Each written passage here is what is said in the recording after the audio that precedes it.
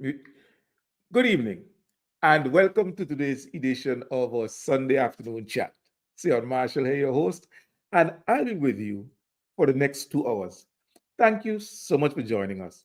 Our program begins right now.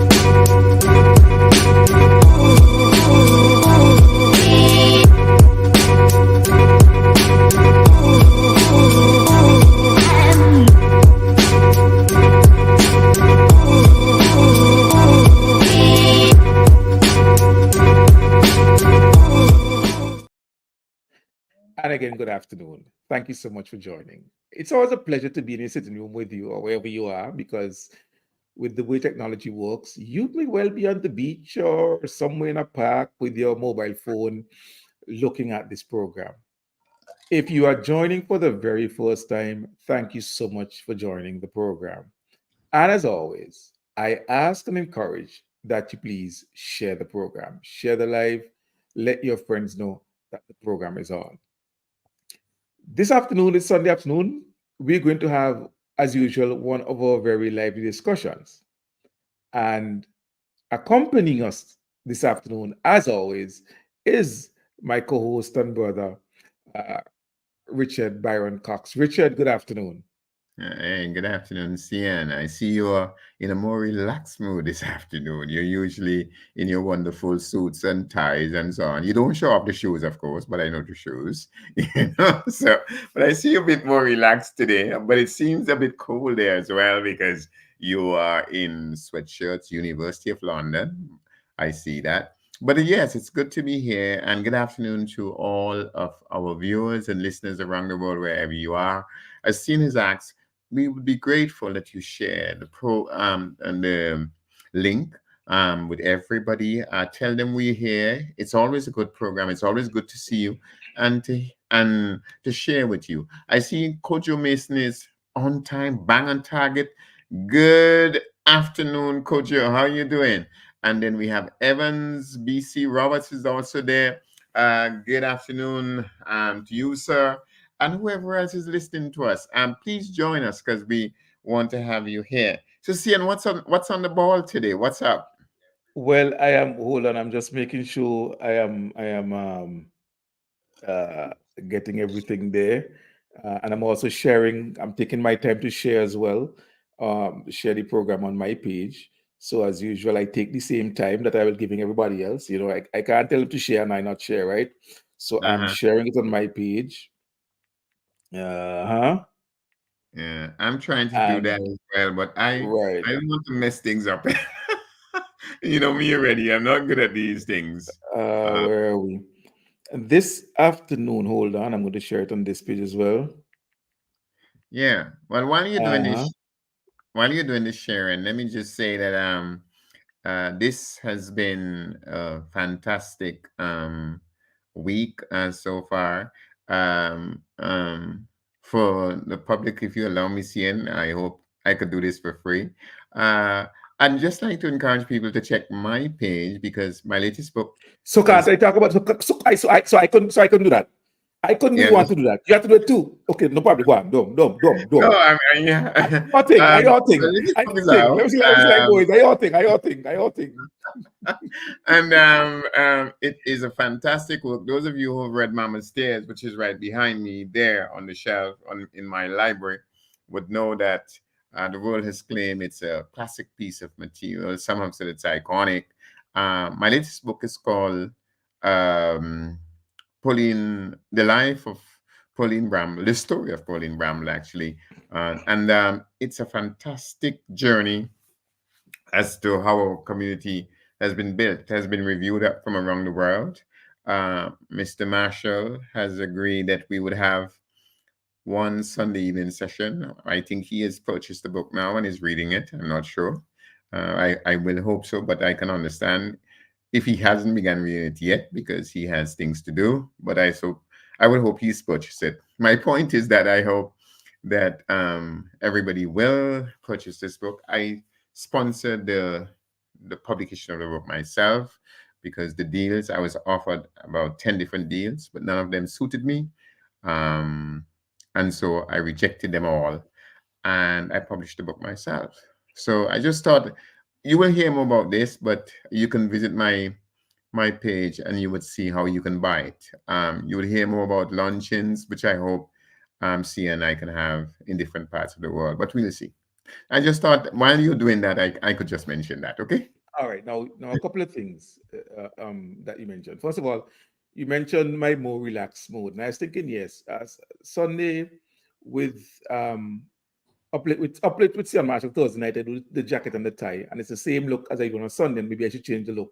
So I decided to go for a more laid back look in my sitting room, like you, and also, you know, as I said, a different look. And then secondly, you're seeing the hoodie, and you notice this, yes, because yes, this is my school's logo. But what is also important is this, Okay. because Uplay. this Yeah. exactly this is the handle for the show on Instagram, Yeah. Uplate WSM. Okay. Yes.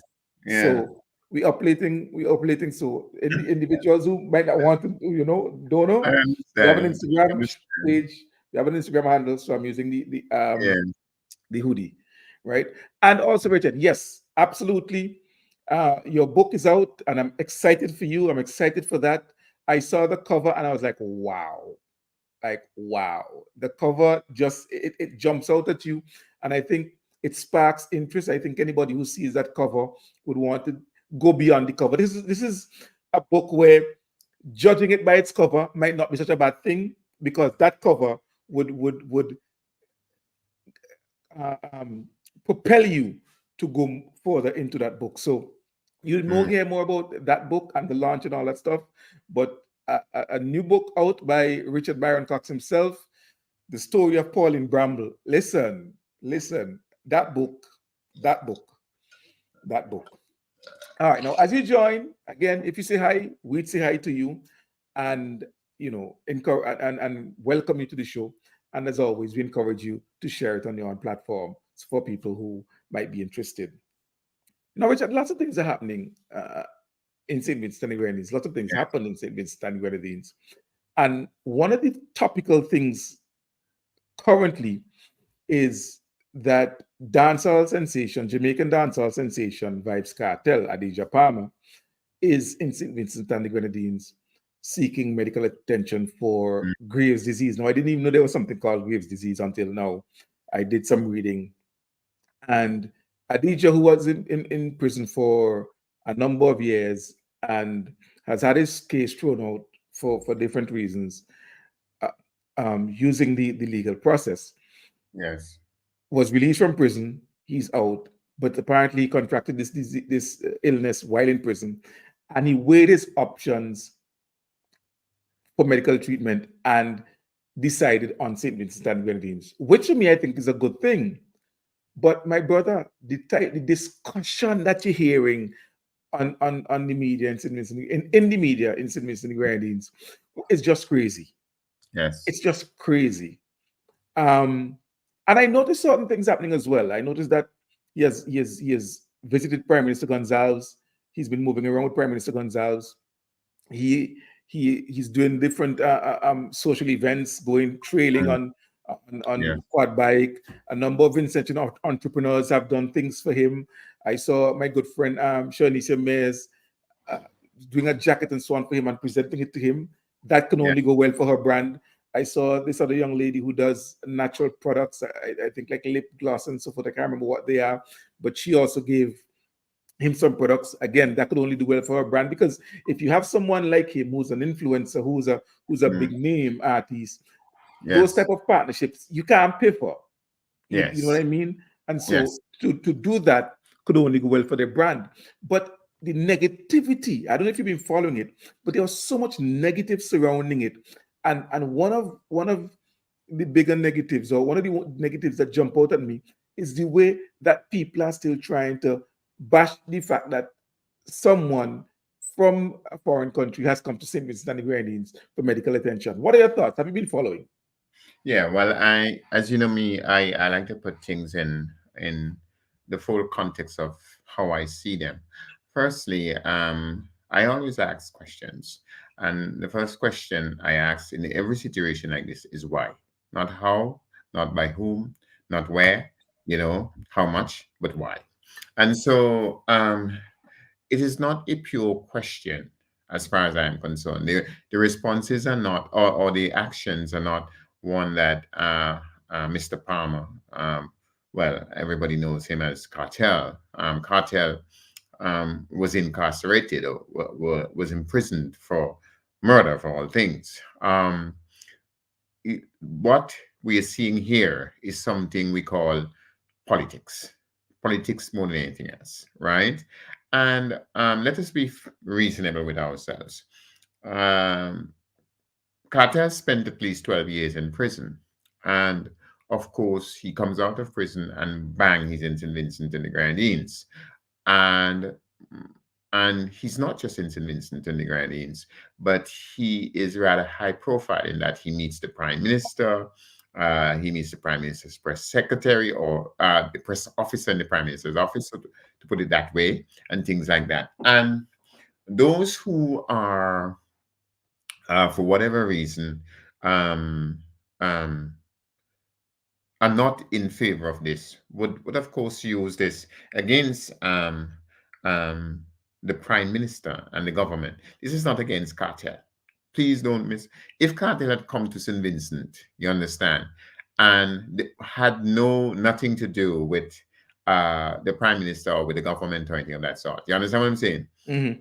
All of that sort of nonsense wouldn't be happening. Okay. So we have to ask that question why. And the reason why it is really happening, all of this, is because of the politics part of it. Now, the question one have to ask oneself is this: whether or not, from the government standpoint, from the prime minister's standpoint, whether his judgment is the correct one in these relations. That is a question that must also be answered, and we have to be serious about it. Now, in my mind, let us understand some things, and you're probably not going to agree with me with what I'm going to say, but this is the truth. One, and you yourself actually did this in the past. Um, Cartel was freed by illegal system. Okay, it's not that Cartel took a gun and ran out of prison and shoot up people and so on and so on. He went through the process and he was freed. We have to admit that. But even if Cartel was guilty, which, if you want to argue that way, you and I know that one mistake or two mistake or three mistake is not a life sentence. And it doesn't mean that Mr. Cartel cannot redeem himself. You understand what I'm saying? That's two. Three, since Cartel has come to St. Vincent, from what I see, all the negativity is only say, but what he does is a different thing altogether. You understand what I'm saying? So everything that is being said about the man negatively, the man has done nothing negative in all the time he's been there. Let us be fair Mm. to him. You understand what I'm saying? What he did in Jamaica, what he didn't do in Jamaica is another matter. But in St. Vincent and the Grenadines, I can list them. He has promoted our tourism.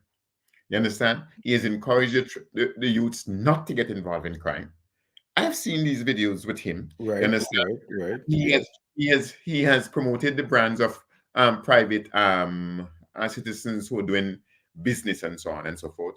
He has single-handedly done more for medical tourism in St. Vincent than even the government or anybody else has ever done for the country. Those are the realities, whether we like it or not. You understand? Cartel could go anywhere. He has the money to do it. Guess where he comes to? St. Vincent and the Grenadines, and so demonstrates faith in the medical services of the country as regards treating this disease. You understand what I'm saying? And Mhm. putting its health into the hand of a 2 by 4 country called St. Vincent and the Grenadines. You understand? And he has conducted himself, whether we want to bash him or not, he has conducted himself in the most upright and decent manner since he has been in St. Vincent. There is not a single thing that anyone could hold against him and say that he has been involved in anything. So let's get to the chase. Now, The chase. before you cut to the chase, because I want to reiterate a few things that you said, and I've seen individuals commenting about the fact that he was convicted for murder, and I'm wondering, as someone who has been through certain things as well, how many times should people pay their debts? So even after you go to jail, as you said, he was freed in a legal system, and as someone who's studying the law, that has to mean something for me. Because at some point in time, I may have a client who is found guilty of a crime, and using the legal process, that person is released from prison on an appeal because that is the process. I would expect my client, and I would expect me as a lawyer to, be able to say, look, the system works. But I see individuals, even individuals who I think should know better, saying, oh, but look, this man was convicted for murder and so forth. But he was released from prison using the legal system. The legal system is there for us. And secondly, even if he wasn't released and he had served his time, the fact is he has served his time. And once he has served his time and he comes out, is he now supposed to suffer eternally and perpetually a second time and a third time until he dies? And this is something that is real for me, because I have had my own experiences where one punishment is not enough. Two punishments are not enough. You must be punished repeatedly, repeatedly. And sometimes when you look at some of the individuals who are making these criticisms, their own personal lives leave so much to be desired. But they like to talk because maybe, as I said, these things take their minds off of their own miserable lives. I don't know. But I think the fact that, as you said, it is a legal process. He went through the legal process, and this is the outcome, and that must mean something. That has to come for something. I just want to make that point. Yeah. Now you see, and I didn't go into it, but I'll go into it now because you have forced me to do so. I remember that in one of Up Late with Cian Marshall early program, you brought a young man onto that program, Well, that and he, program was actually showed back on Thursday night. That was the okay, program Thursday right. night gone. Yes. Right? And you brought on that young man on, and he said, yes, I did something wrong and so on. And I paid for it. And now I have paid for it, but the society continues to make me pay for it. And I remember calling you and said to you, it was such a wonderful program. And you expose um, uh, that the nation lacks conscience. You actually was probing the conscience of the nation. Should a man pay 1,000,000 times for the same wrong over and over again? I don't know if you remember, we had a very Yes. serious Yes. Yes. discussion Yes. on this Yes. matter. And that is why I mentioned you when I began my answer to your question. Because, but now that you put it there, now I go back into it. And I said to you, it was the first time that anybody publicly challenged the conscience of a so-called Christian nation. I don't know if you remember, we had that Yes. Yes. long and discussion, We and did. We did. I We thank did. you very much for having done it. You understand what I'm saying? So now the thing is this. Let's cut to the chase. The chase is this. I asked the question, what is the judgment of the prime minister? Was the judgment of the prime minister wrong? You understand what I'm saying? In his relation with cartel. This is the question. Because that is what it's all about. You and I know that. It is not about cartel crime or no or not crime. It's not about, because as we have established the court system, which is the system that determines justice, not just in Jamaica, but in St. Vincent and wherever else in the English-speaking Caribbean. You understand? Is that how we live by it? It's like, when you go into a calypso competition, you have to agree that the judge's decision is what? Final. Final. And if you cannot agree to that, you understand what I'm saying? Then you cannot be in a competition. This is how our society is governed. You understand? So he went through the legal process. Now, coming back, let's cut to the chase. What was the judgment of the prime minister? Is it correct? Well, we can only determine whether that is correct by what follows it. You understand? In other words, what does that judgment lead to? Okay? And the judgment of the prime minister has led to what? Cartel promoting all these young enterprise and so on and so on, promoting tourism, promoting medical tourism. Cartel now has bought, as far as I'm told, or is going to buy a piece of land in St. Vincent and the Grenadines. You understand? And make that his second home. And I saw a video where he said, he Cartel says, if you're thinking about planning a vacation and you want somewhere nice to go, he didn't say Jamaica, guess where he said you should come? Sid Mason. Guess, guess when he said you should come? St. Vincent. Come down a Vincent, man. You know what I mean? Yeah, the point is there for this. The judgment of the Prime Minister has three things to it, which in my mind justifies it. One, the first one is that no man should pay eternally for what he has or hasn't done. You understand? I have to Right. say hasn't because we know what the court system decided for cartel. You understand what I'm saying? So Yep. that's the first thing, right? We have to have that level of forgiveness. That's the first thing. So the prime minister's judgment is right based on that. Second, that what the prime minister's relation to cartel has only brought benefits to St. Vincent and the Grenadines and to the young people of St. Vincent and the Grenadines. Cartel has been or is trying to be a very positive role model in St. Vincent and the Grenadines. And thirdly, and most importantly, Cartel has not come to St. Vincent and got himself involved in any criminal activity whatsoever. Mm-hmm. Mm-hmm. You understand what I'm saying? So, as far as I'm concerned, as I've said before, if we have to make the call as to whether the prime minister's judgment is correct or not, we have to see what follows upon the judgment of the prime minister. And I want anybody to dispute what I've just said. I want anybody to dispute it. All the three elements I have just brought on the table and explained this, I want anybody to dispute it. Now, there's another dimension to it, Richard. Because again, like you make the point, it's not about cartel because cartel is still one of the more popular entertainers, even among young people in St. Vincent and the Grenadines. So it's you see the comments and you hit the nail on its head because there are a lot of comments about, oh, if he tried to do this to win election and to win votes. Precisely. So those who are politically minded have already seen, you know what, that association of the prime minister and someone, a popular figure among young people, is possibly a winning strategy among young people for election, and that is their major cause for concern. But here's another dimension you to look at. One of the most potent or the easiest targets of Mhm. the opposition's criticism is our healthcare system. Yes. You've heard members from the opposition refer to Milton Cater Memorial as a morgue. You've heard Yes. them talk about how horrible the The lead service is spokesman, the lead spokesman, I will call on his health. name, Daniel Yes, Cummings, Daniel called it tomorrow. Cummins. He You called it know, tomorrow. so you've heard them trash at every turn or or uh, or health system. Now, Yes. here it is that someone who has the money and can choose to go anywhere else, and is also from a bigger economy, Caribbean economy than St. Vincent and Grenadines. As a matter of fact, the major medical school in the Caribbean is in Jamaica. The UE hospital is one of the premier hospitals in the region. Here it is that someone who's from Jamaica with all those facilities has chosen to come to St. Vincent and the Grenadines. That immediately blunts the attack on the health system. And so Precisely. now I am seeing posts like, oh, and Vincentians can't even get healthcare. Really? Which Vincentian can't get healthcare?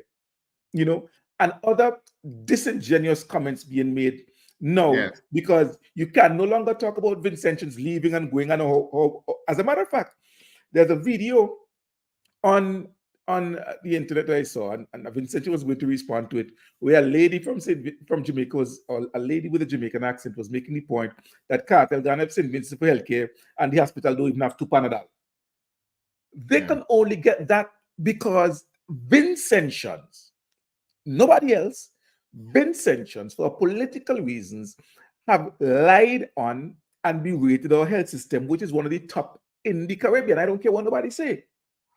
And You here it see, is now, mhm. cartel, who has the means, who has the money, can go anywhere in the region, decides to come to St. Vincent and the Grenadines for health. That must be a slap in the face. And so now they have a difficulty dealing with it. And hence, the attack on his visit has to be on all sides, but all political, regardless to how they try to shade it. Well, let me say good afternoon or evening, whatever time it is, to Rochelle Bruce. Welcome. Please share the live. Let the people know there's a serious discussion going on with the Marshal himself and yours truly, Richard Baron Cox. Now, Cian, I have said to a friend of mine once, I said, listen to me. If Ram Gonzalez paved every street in gold in St. Vincent and the Grenadines, and those people who you see against Ralph, he give them a golden house to live in. You understand? They will still murder him. The point is this. As I say, I always ask the question, why? You understand? Not who, not where, not how much. But the first question I ask is why. All the other questions follow, would fall into place after that. Now, let us be clear on a very simple truth that you and I know very, very well. If tomorrow morning the Prime Minister of St. Vincent and the Grenadines woke up and just decided, well, okay, we need a new ambassador at the United Nations, and I'm going to call on Richard Barron Cox and send him there to be my ambassador. Do you know how much licks Ralph going to get? You know Yes. how much licks Richard going to get? The Yep. same Richard, who spent 30 years of his life as a diplomat, who has a PhD in international law. You understand what I'm saying? Who has worked at the highest level as a diplomat. Jesus, Lord have mercy. I would have to tell Prime Minister Gonzalez, please leave me alone here. Leave Adason alone, for God's sake. Me don't want trouble. You see, the point I'm trying to make is this, that when people have agendas, they would do anything to fit things into their agendas. I learned at university. That's where I learned it, but nobody taught me it. I just came to that conclusion that science seeks only truth, nothing else. It doesn't seek to prove anything, to disprove anything. You understand what I'm saying? The moment science sets out with an agenda, it becomes dogma because it has to fit itself into that. So you have something called eugenics, you understand? And eugenics was determined to prove that black people, you understand, are subhuman, if human at all. And so you have all kind of pursuit of science that proves this nonsense. You understand what I'm saying? And that is what happens here with St. Vincent and the Grenadines. What is tragic, Sian, what is really tragic is that a significant part of the society, of our society, walks around with no brains whatsoever. I don't I know if don't, that's possible because and God make everybody with a brain, but okay. you understand? No, but you understand what I mean. You understand? And because of that, what happens is this, that people just they're like sponge. So even if it's dirty water, they soak it up. I might be hated for what I said, but those who are honest and truthful in our country would have to agree with me. Not all Vincentians are like that. You understand? I would not say the majority of Vincentians or even 30% of Vincentians, but there are Mm. some Vincentians like that, Sian. And guess what? The majority of us who know otherwise, we just ignore it and we remain silent. And so those are the only voices that are sometimes heard. You understand what Yeah, I'm saying? absolutely. That is the Absolutely. point I'm trying to make. And that Absolutely. I made that point in relation to the nonsense that the Jamaican woman talk about. We don't have to Panadol in the hospital. I mean, a matter of fact, I I would not respond to her because this is just such a stupid thing to say. Of a population of 110,000 people, right, has many hospitals and clinics, but you don't have Stay far from foolishness in trouble. this. Stay far from negative energy. Hold on, Richard. I wasn't ready for that yet. Yes, go ahead. Uh, Sorry, go ahead. Yes. Yes, I mean, who would really talk that kind of nonsense? You understand? So that is just the ghetto beast. And you can tell I say it. That's just the ghetto beast. That's a person, that's a brainless cockroach. That's a All right. brainless cockroach. This is the video that you and I were talking about earlier, where Cartel is encouraging young people to stay away from problems. Stay far from trouble. Stay far from negative energy, bad energy. Because two things can happen in here. You can dead and you can go to prison, right? Yeah. We don't wish prison upon no one. At 12 years, I do in a hell. I can tell you, a real hell. We don't know the prison stay at St. Vincent. But we show them it's not a 5-star hotel, right? Right, boss? So, yeah. So we can tell you, no, a real car. It's not a 5-star hotel. So we can tell you that right now. The road is not a road full of traffic, Now that video I got from the page of uh, Dr. Gonzalez, the Prime Minister's Yes, TikTok page. So I got yes, that video there, and he was there addressing artists, so yes, that even as he's there on, as you said, on a medical situation, he's doing positive things. He's promoting uh, St. Vincent and Grenadines. He's promoting, just, he doesn't have to say anything. His presence alone is enough. We know the adage, action speaks yes, louder than words. And so he that's doesn't right. have to Yes. tell anybody how fantastic our health services are, because he is there using our health service, right? So Mm-hmm. you have that as testimony, and I think that is doing uh, as great a job than any words he can use, right? And he's there also promoting some of the local entrepreneurs. Some of these people may have never done a booth to go to invest SVGs, everything Vinci Expo. They may not be able to afford it and so forth. But this collaboration with Vibes Cartel is sure to pay big dividends for them, and I'm happy for them that they've been able to, benefit from such collaboration with such a popular individual, you know, Mm-hmm. and so I definitely congratulate them, and I'm happy for them. And hey, Carter could continue doing what he's doing, uh, and promoting civil awareness, because I could only see positives coming from it. Well, as I said before, and I asked anybody to challenge me, I asked anybody to challenge me. Since Vibes Cartel has arrived in St. Vincent and the Grenadines, I want anybody to name me one negative thing that he has done. And I want anybody to tell me which of his actions have not been positive for the country as a whole. We have Mm, to, no, no, this is the reality of the situation. And we have to be prepared to speak the truth and to deal with the truth of the issue. As I said, um, this is an issue of politics. This is an issue where those who don't support Gonzalez and his Labour Party, the government in power, they are determined for whatever reason, you understand, to get rid of Gonzalez. mm-hmm, Now, mm-hmm. Gonzalez has proven that he is not that simple to handle. So guess what? We're going to burn down the country if we can't Of get course, of out. course. You understand what I'm saying? We are going to burn down the country. We're going to destroy everybody. Byron Cox and Cian Marshall and everybody else. We will destroy the education revolution. We will destroy the health system. Daniel Cummins, Daniel Cummins, who I mean, can you, and I'm sorry, yeah, please, Cian, don't misunderstand what I'm going to say now.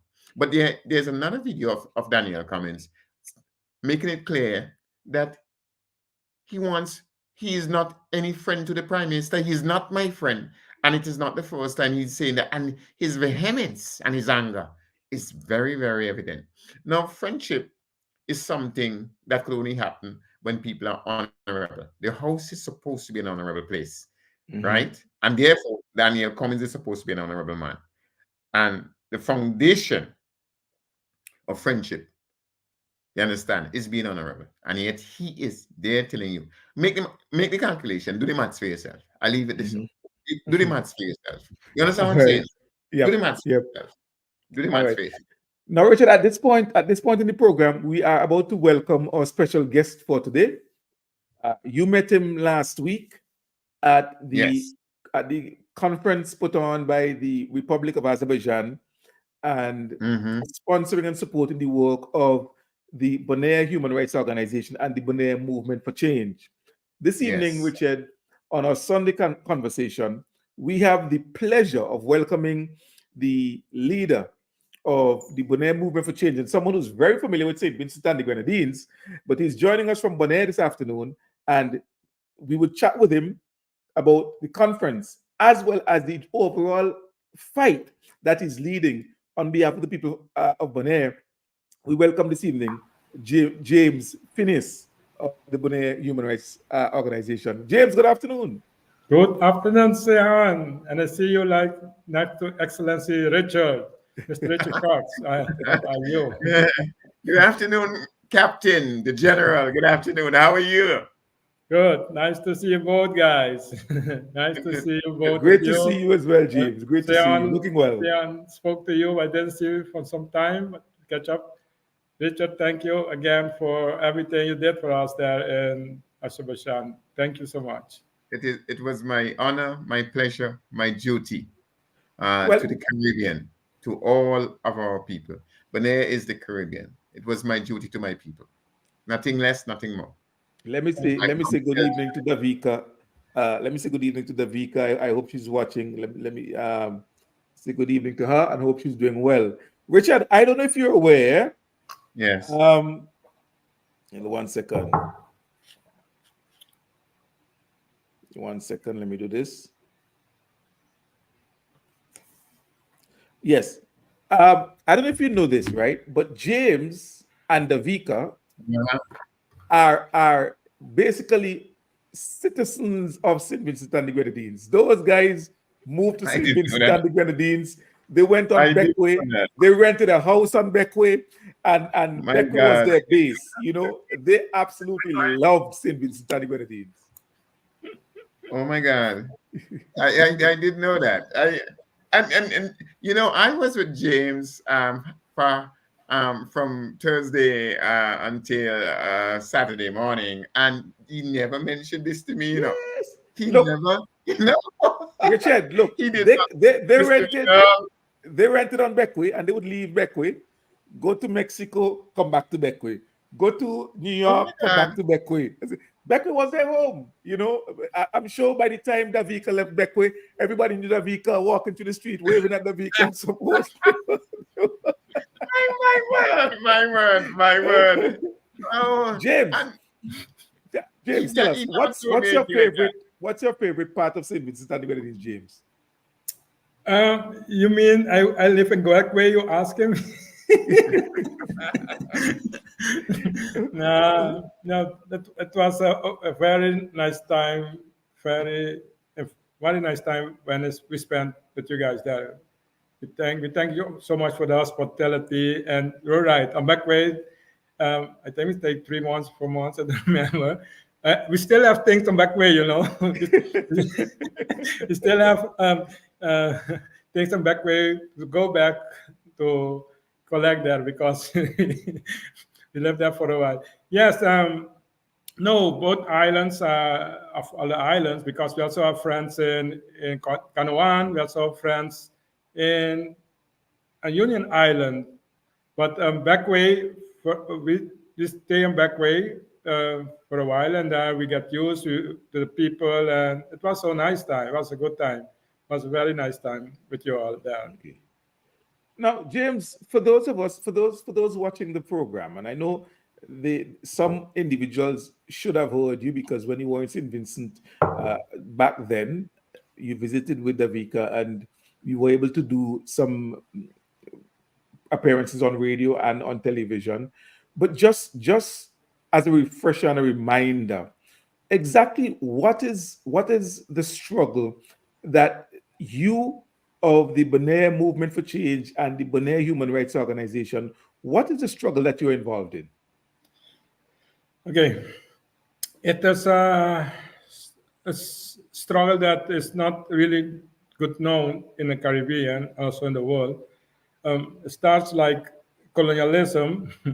Many people tend to live. We are live in a post-colonial time, post-colonial Caribbean, and we have issues like climate change and those type of issues that are important, right? That we talk about, but we forgot one thing. We not pay attention to one thing that is still there, and we are now experiencing the whole historical how ancestors were treated. We're getting all of that back in a modern jacket, full. So we are living now in a very pressing time where we are returned to a full colonial rule, full, complete. So that is a situation that many people does not understand because they in our time is something from the past, something that the grandparents maybe know a little bit about, but not even the full of it. And Mhm. also, we don't know our history. It was never told to us, never, so we don't have that information.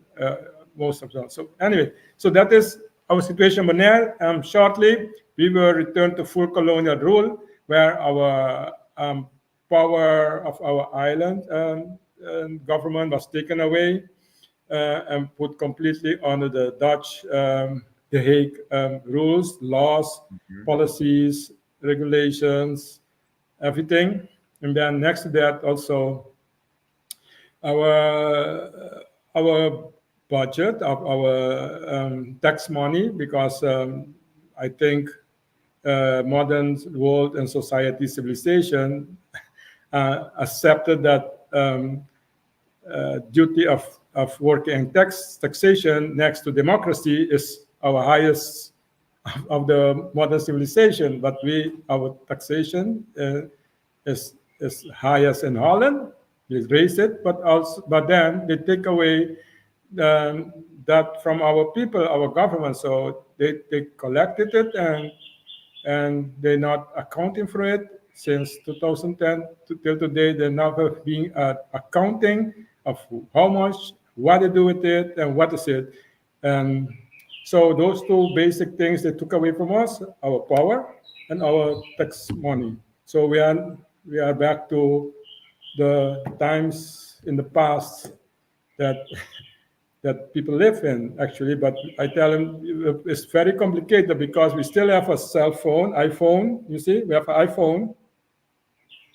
We have a Mhm. car. Yes, we have a car. Yes, we have cars and iPhones. We have television, but we live in a situation that is not in this world, not even in a dictatorial state. Those things doesn't exist anymore because the people who run us in a dictatorship are the people, the own people from the country. But we are being ruled completely, take away, strip all our rights from us, and ruled by an overseas territory called Holland.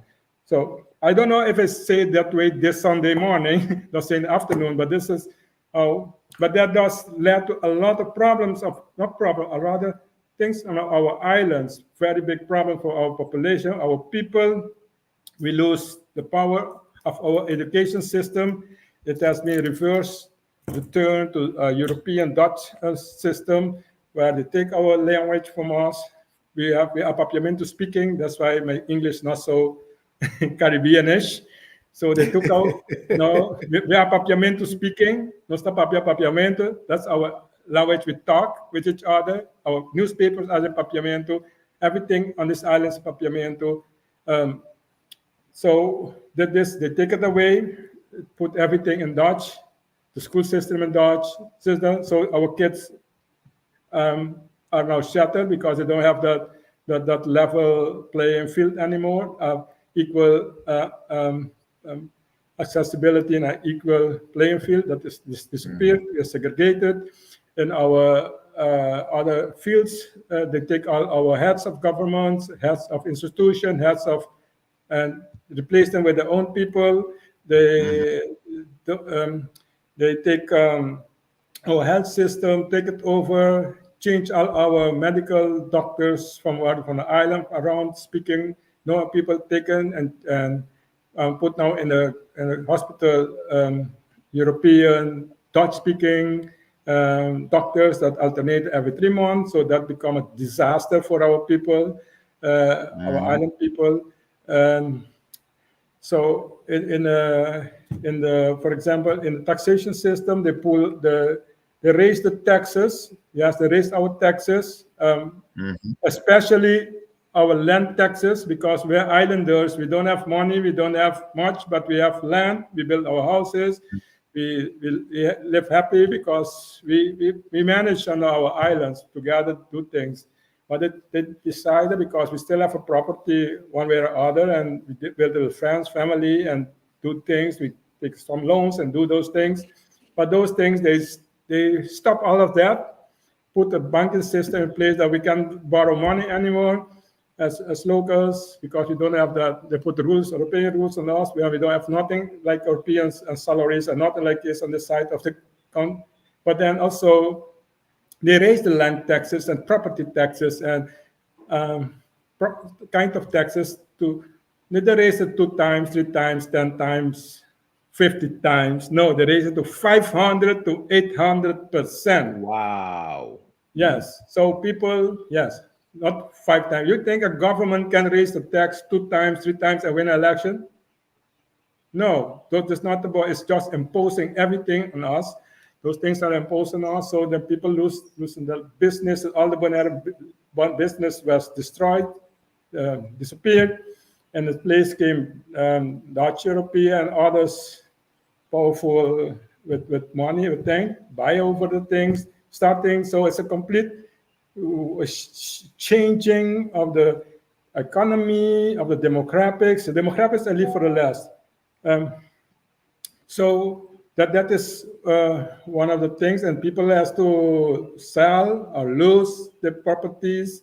A lot of us, a lot of people maintain the properties because some of them even have to take loans to pay property taxes instead of paying mortgage. You have to pay tax to not to lose their houses, things like that. And our Bonairean people are resilient. A lot survive and hold on, work 2-3 jobs to hold on.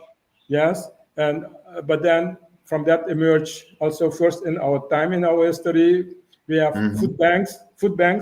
We have food banks on our island now. We have 3 food banks. People are very humble, proud people. They're lining up now to get food. So things like that are things that the people do not know, won't understand. But next to that, also we see that this whole structure system is directed to replace us as Bonairean, eliminate us. I hear when I say that, other people in the Caribbean tell me that they call it genocide or native genocide. With different forms, different ways. It's institutionalized, yes. It's from different angles. They're doing it. So with that of all, they limit our people who from our own people, born from our Bonairean parents, born in other islands. They make it so complicated to return back to the island. So you have got lawyers, actually, some of them to try to fight to get them back on their own island. But the other side, every day, 2 European big jumbos as landing here on this island with full of that people who have nothing. They just need an address on the island. And then they register as citizens. They get voter rights in 3 months. Voter rights in local election, voter rights in a referendum. So you have full rights, and they maintain rights in Europe. So this is complete. I mean, you can continue like this for hours, whatever there is happening to us on the scale. But one of the main reasons that you saw us in your island, we saw us moving around, is because we are on a real threat to disappear. That's why we had to do this, what we're doing for the last couple of years, to bring awareness, to try to get intervention from the international community, because we have been changing our population. We have been displaced, eliminated by various systems, by the healthcare, by laws, by a lot of systems. A lot of our people exodus. They leave in the island. They don't want to live anymore because it's become so complicated, so impossible that everything they have to pay or can live. So they leave back, go to Ireland. So, but in the end now, that led that our population decreased. We stopped telling the people this in some time, but it was no data,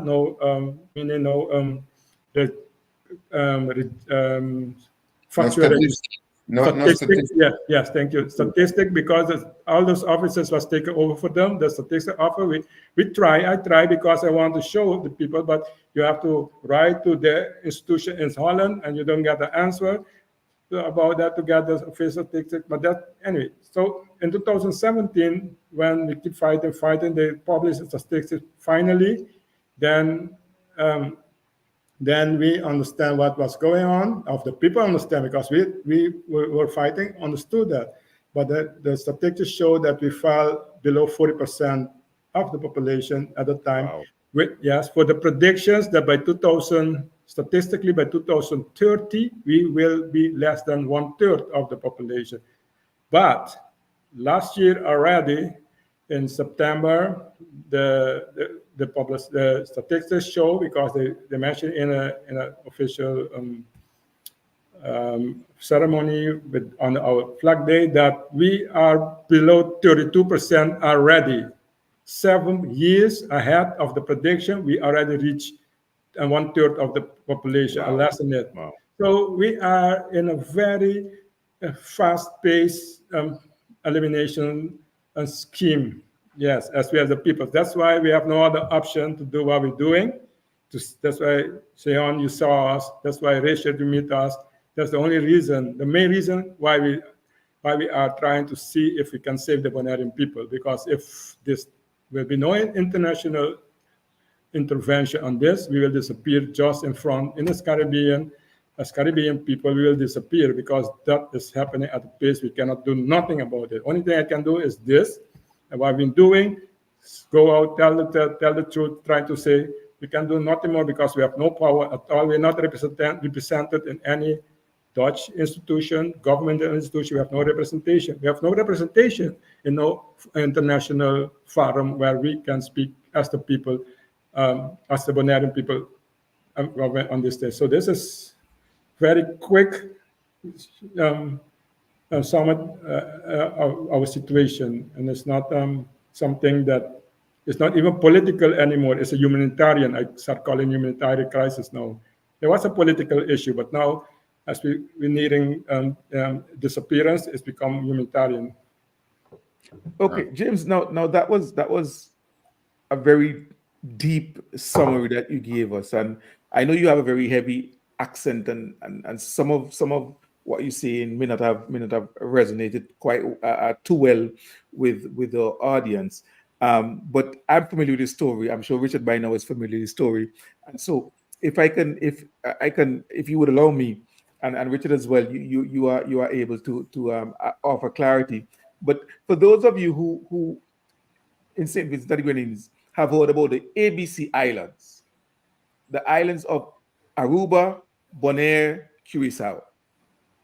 Those three islands were Dutch colonies or Dutch dependent territories.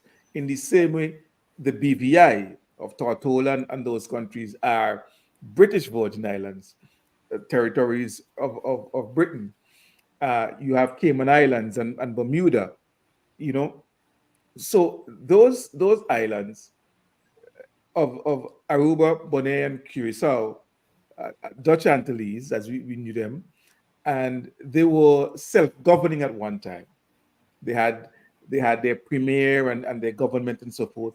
But recently, the Dutch government has decided that they're going to strip Bonaire, and there's a lot of history to this and a lot of reasons for this because of the size of Bonaire, because of the ocean around it and so forth. And that's we wouldn't get into all of that complicated issue, but they've decided to take that self governance away from Bonaire and put it directly under Dutch rule. But they're doing it in a way that is, I don't know. Richard might find a better adjective for it, but it smacks of genocide, and here's why James used the word genocide, because they're trying to eliminate the Bonairean population by imposing the European population on them. So what they've done is they've made it easy for Europeans, people directly from Holland, to come to Bonaire, and in 3 months they have all the rights of the Bonairean people. They've given them incentives to do so.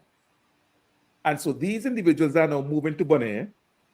And as James said, in 7 years, between 2017 and this year or sometime, 2010, 2017. 2010 to 2017, sorry.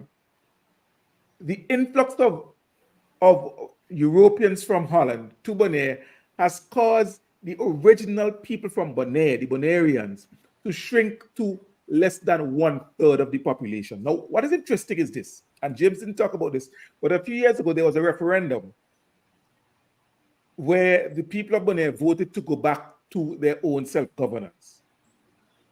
And what was the percentage, James? It was what, 68%? What percentage of the 66% rejected the structure, but they didn't respect our voice.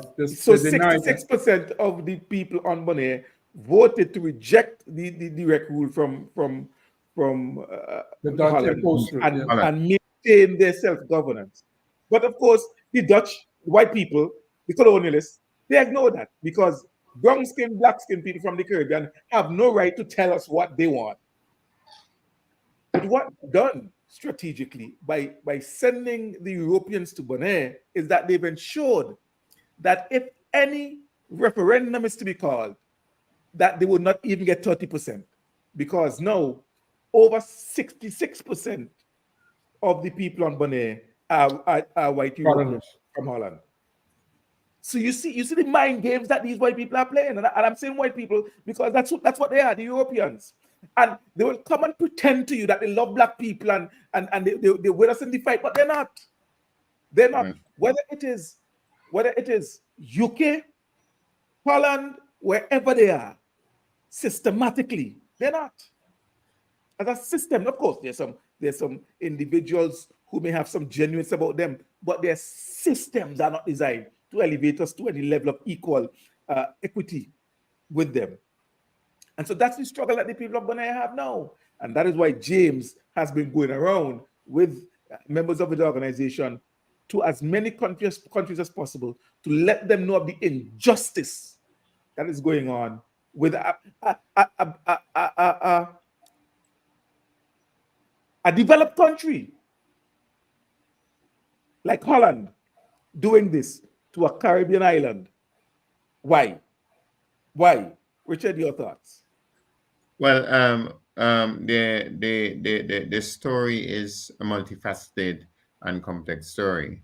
I'll try to simplify this as much as possible so that we understand what is happening.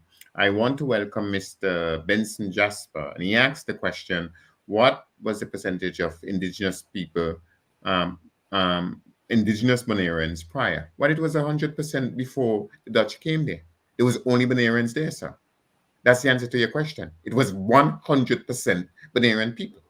Then the Dutch came and they brought with them slaves who did work in the salt industry, as James would tell you. Understand? But even up at that point, the majority was still the Bonairean people. But the black people became Bonaireans because their blood and sweat, you understand, toil, and they lived and died there. And they did not become part of the white Europeans. They became part of the struggle, and they are part of the struggle for Bonaire. So the fact remains, Mr. Jasper, that it was 100% Bonaireans prior to Europeans. Now let's deal with the issue. The point is this, that apart from all of what James and Cian has explained to us tonight, there are these factors that must be taken into consideration. One, it is not just that Holland is doing what they're doing. Holland is, for one, I'm using these words now. They're not to be found in the English dictionary, but you will understand what I mean. Holland is Netherlandizing completely Bonaire. Holland is Hollandizing completely Bonaire. Holland is Dutchizing completely Bonaire, right? And they're doing this. Look, James explained these things to you. One is that all the Bonaireans, they basically are now subhumans. They don't have basic rights. Okay, so it's not that Holland included them into the polity of the whole Holland, and they became citizens like everybody else with equal rights. No, this is not the case at all. You understand? James used the exact and precise question, for example, of taxes. Okay, These people taxes have been multiplied 500%. You understand? And the Dutch is making sure that everything is put in place to chase them off their own island. You understand what I'm saying? And as Sien just explained, they are importing Dutch people who in 3 months have the right to vote. So any other referendum, the max that James will ever get is 30%. You understand? From people who just arrived, because of people who just arrived 3 months before, who are white Dutch people. So what you're seeing here is what what is a form of genocide, It which is. is quite different. They're not using guns to kill people, but what they're doing is dehumanizing them. You understand what I'm saying? Dehumanizing them by making sure, look, the great leader of what we know today as Guinea-Bissau, his name is Amilcar Cabral. And Cabral once said this, for people to have their independence and for people to fight imperialism and colonialism, you understand? The most fundamental issue is their culture. And when you don't have that, you understand? And we see it with our own selves as Black people. We see it with our own selves across the Caribbean. When they have destroyed your culture, they have destroyed you. And as James explained, you understand? They're making sure that Paplimento, which is the language of the people, is completely destroyed. You get rid of it. You understand what I'm saying? Because culture lives first and foremost and is transmitted first and foremost in contemporary society through language. True language. It is true language. You understand? That culture first lives, whether it's your music, whether it's your literary work, whether it's your artistry, it is true language. It is done. So that is what is happening. But outside of that, listen this, and this is the crucial question. Bonaire is being taxed.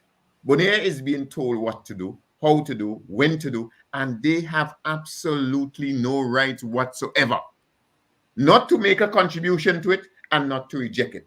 They just have to be told. They just have to do as they are told. So in other words, it is what the Greeks and the Romans call the Slavs during those empire.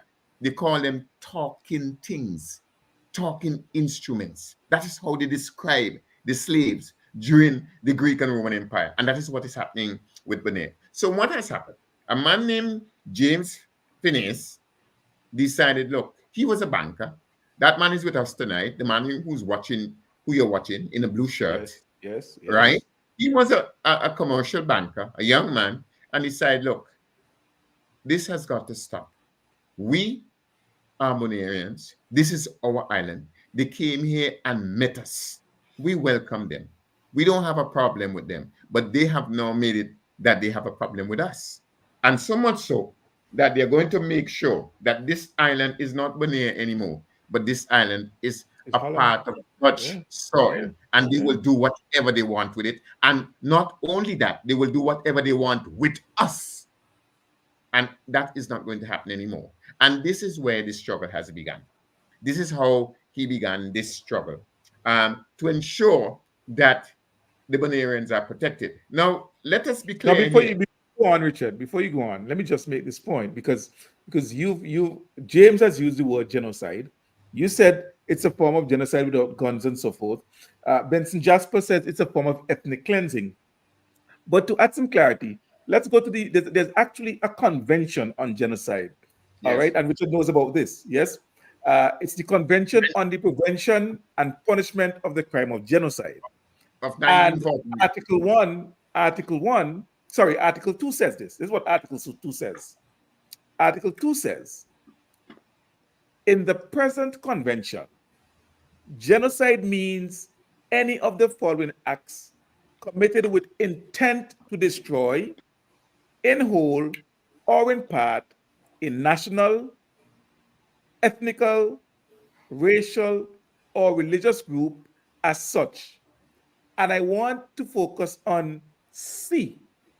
Part C says, this is Article 2C says, deliberately inflicting on the group conditions of life calculated to bring about its physical destruction in whole or in part. And Richard, the things described increasing their taxes so they can't afford to keep their land, making it difficult for them to actually even live on Bonaire, bringing in people, just like the Israelis are doing in the West Bank, a form of settlement, which makes them no longer the primary the primary residents of their own island. To me, though those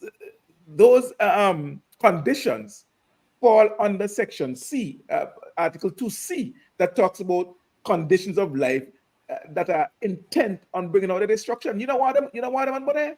You clearly don't want them on Bonaire, and that is genocide. That is genocide. You see, in interpreting law, they would tell you in law school, and you know this, CN. One of the first things you have to understand is what is the intention of the law. You understand? What was the law intended to do? And the law intended, the genocide law of 1948, that was the year. I read those things years and years ago at university, but I remember them. And its intention was what?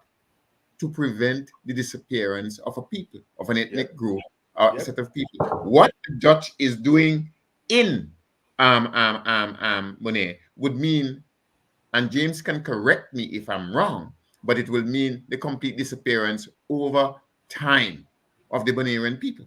That is what it would mean. And that for me is a classic understanding of what we mean by genocide in this case. But outside of that, let us be clear. Let us be very, very clear that anybody who opposes these measures, you understand, set out by the Dutch, has to face consequences. James did not tell you, so I will tell you. He has faced at least 3 death threats, right? That is a fact. Attempts on his life. You understand? That is a fact. One of the team told me, because I was with them, and you understand, he put up a sign in front of his house declaring, well, look, you know, this is our people and this is our land. He was arrested and charged with terrorism. What terrorist act he committed, only God knows. You understand what I'm saying? Outside of that, they are making sure that the young of Bonaire find somewhere else to go. There's no opportunities for them. None. You understand? Unless you want to accept menial jobs, you have to leave Bonaire. They are making sure of this. And a man named James Phineas decided, look, this is not going to happen anymore. And this is where this battle has begun. Now, Sian, James, and our audience, I want to bring this home to St. Vincent so that our Vincentian people could understand what is happening. My mother comes from a Carib family. If you see my mother, you wouldn't believe it's my mother. You understand? Auntie Gat and them. I believe she took up the wrong baby in hospital. Yeah, she took up the wrong baby in the hospital. You understand what I'm saying? Yeah, you believe she took up the wrong baby in the hospital. Agatha Alexander is my auntie, but she died recently. You understand? And well, not recently, a couple of years now, right? And those people, we know what happened to them from 1763 onwards. Okay, we know what happened to them, and we know that today, in St. Vincent and the Grenadines, there's still some of these people, but thank God they survived. You know, the British made sure that whoever remained there, they put them on the worst piece of land that St. Vincent possess. You understand what I'm saying? The worst piece, right? It is Ralph Gonsalves who united the country now, because you had below the river and over the river. You understand? And when the rain came down, you better stay over there, and I stay over here. It is Ralph Gonsalves that united this country with something called the Rubber Bridge. You understand? That is how these people were treated. Okay? And James is making the point that in contemporary society, they're not using guns and bullets anymore. They have found other ways and means of doing this. Now, we could sit down as Caribbean people if we want and watch our brothers and sisters finally liquidated by the Dutch, or we could stand up and join forces with them. And when I say join forces, James has made it clear, the argument here, is not about some political status of independence or otherwise, The argument here is the human dignity, integrity, and nobility of a people. That is the argument. That is the argument. And we are not willing, we are not and will never agree that Holland takes Bonaire, you understand, and treats Bonaire as some little backwater, and that the people in Bonaire are subhumans. This will never happen. It is against international law in accordance with Chapter 11, Article 73 onwards of the United Nations Charter. It is against an international law based on Resolution 1514 and 1541 dealing with decolonization. So we know it is against international law. And what James and the people of Bonaire want to do is to make sure that the United Nations agree that Bonaire is what Bonaire is. What Bonaire is. Bonaire is not is self-administered society. It is being administered by the Dutch, not in the interest of the Bonairans, but in the interest of the Dutch. This is illegal on the international law. This is wrong on the international law. And therefore, we as an international community, all of us, have a responsibility to ensure that this does not happen in our Caribbean. Sian, let's face this, let's face this. Bonaire is a very small place, just like St. Vincent and the Grenadines. You understand what I'm saying? And can be easily brushed aside. You understand? And it will happen unless the rest of us come together and say, no, this is not going to happen. This can't happen. Exactly. You understand? Our foreign policy, St. Vincent's foreign policy is this, as regards these matters. Every country must respect international law, must behave in accordance with international law. It is very clear. Sian, a lot of this can be, we can talk about this whole night, but let me just say a few things which are important for the people. There was not one referendum, there were two referendums. Two. And in both referendums, the Bonairean people said overwhelmingly no. The Dutch ignored both of them. Am I right? Am I right, James? There were two of them. It isn't one. You understand? It's two of them. The first one, they said, oh, you didn't get the 50% threshold, so we will ignore it. So we said, okay, fine. I say we because I'm part of this struggle. Let's go a second time. And this time we beat that. And the same thing happened. Again, the Dutch completely ignores it. You understand? What am I trying to tell you by saying that? Chapter 11 of the United Nations Charter, Article 73 onwards, and the Resolution 1514 and 1541 are about what? Something called the right to what? Self-determination. That is what that is about. You understand? The people have self-determined. They have determined, we don't want this. This land is ours. We are the people of Bonaire. And they have a right to self-determination in international law. You understand? And based on that right, they voted and said, no, this is not what we want. You understand? The Dutch has ignored them. So what do they want? They want the United Nations to accept what Bonaire is. Bonaire is not a self-governing territory. It is being governed by the Dutch. But worse than that, is being governed in the interest and only in the interest of the Dutch. This is against international law.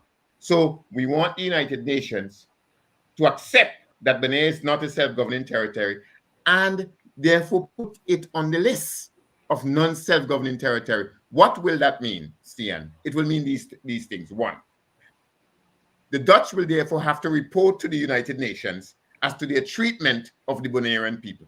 That's the first thing it would mean. They would have to do that according to international law. Two is that it therefore means that somewhere down the road, you understand, the Dutch will have to agree that these people have got to become self-governing because that is what those resolutions are about.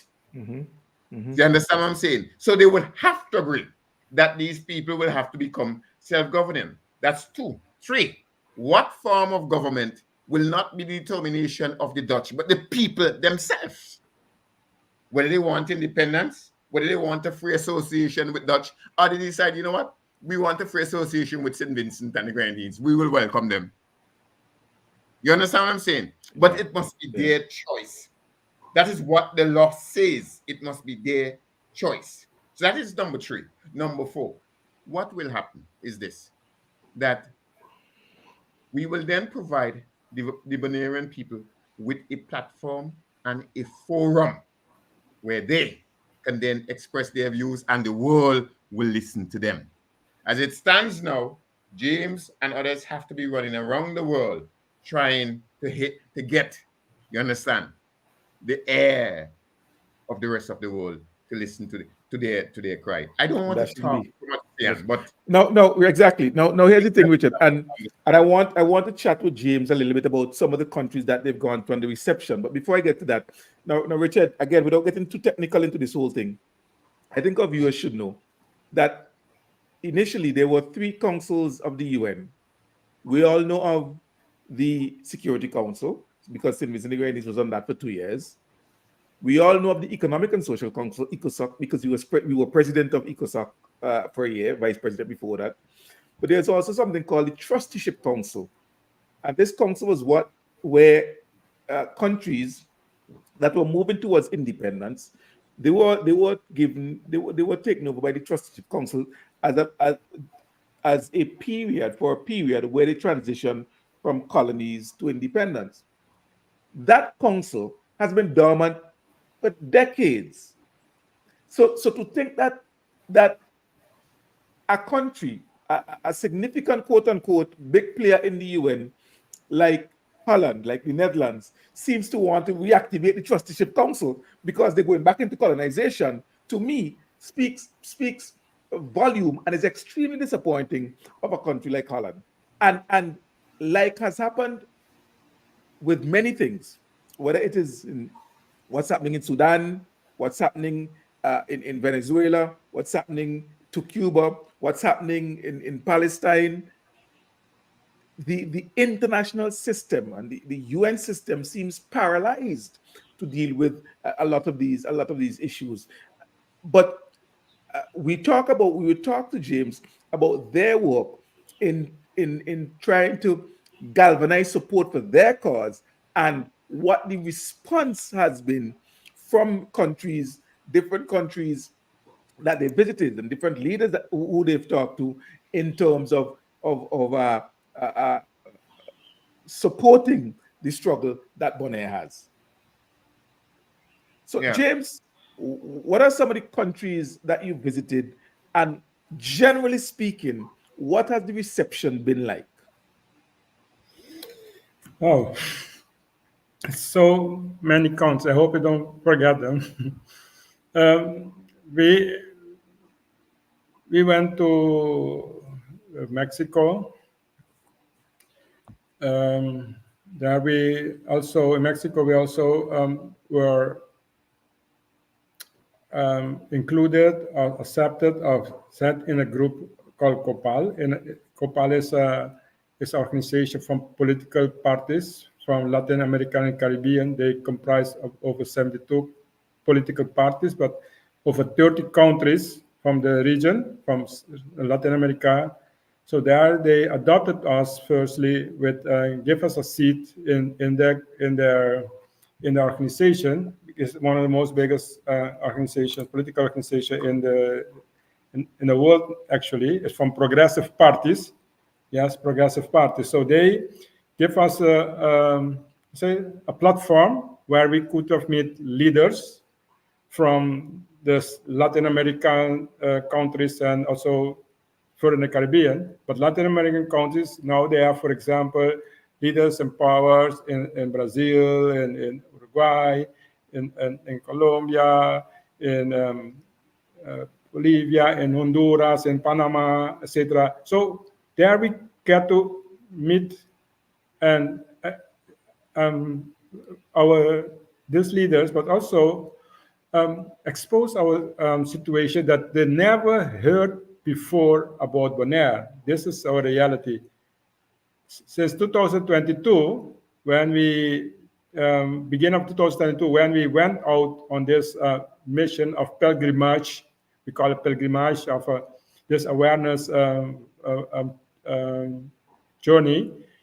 So it, today of last week, when we will come back, it's about 2.5 years we have been around, traveling to countries, um, trying to bring out this message. So that, let me say that. So Mexico, Belize, Panama, Honduras, Costa Rica, Colombia, Suriname, Guyana, um, meet with Bolivian leaders, Argentinian, Brazilian, Chilean, anyway, almost the whole Latin America, but also the Caribbean, where we were in the Caribbean for a long time. There we met with your Honorable Dr. Gonzalez, yes, and then with the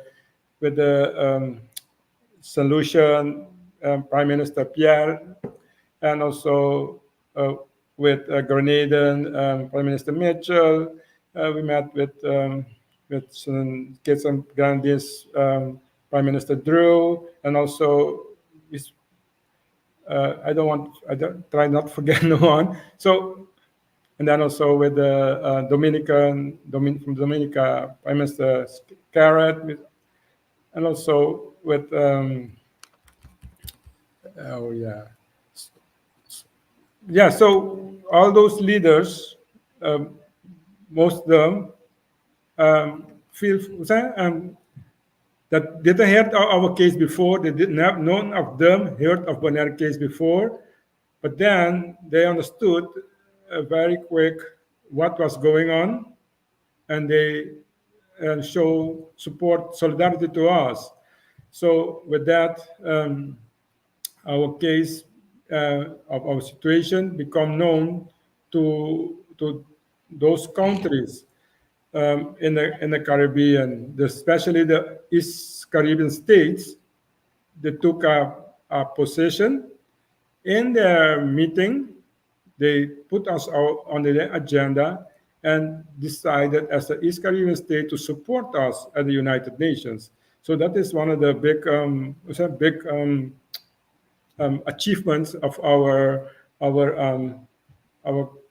international awareness campaign to try to get it. So with that is generally from this side how we manage to, as individual, as citizens, and with our own strength, to go out and do this. You can imagine how we did. Sion experienced us a couple of months in St. Vincent and Beckwith, but we were also in Mexico for 3 months, and then in Panama for 2 or 3 months. So that's how we have been moving around in this area to bring awareness, but also to get those countries and leaders to know of our situation, and with the aim that our situation will be dealt by in a General Assembly, because Richard